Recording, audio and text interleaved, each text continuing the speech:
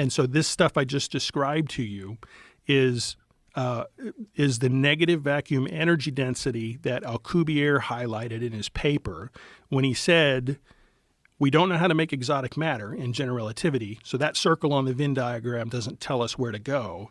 But quantum mechanics tells us how to make negative vacuum energy density in the context of what we see in a Casimir cavity. And so maybe we can, some future generation of scientists will figure out how to do something in some way to, like if you ask what's in those rings around the IXS Enterprise, right? Maybe it's some deeper understanding of the nature of the quantum vacuum. And point in fact, I talked to you about, you asked me when might this happen?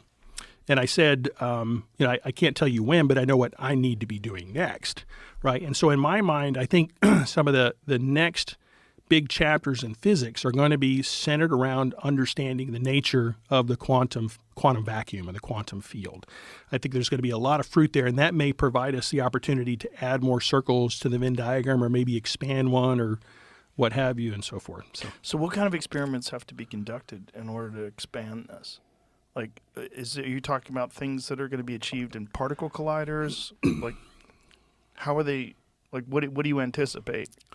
That's a good question, and I'm there. So there's a lot of different approaches people have taken to try and explore the nature of the quantum vacuum, and you could even start to look at cosmological observations. When we talk about dark energy, right? That's equated to the quantum vacuum at scale and the cosmological scale, if you will.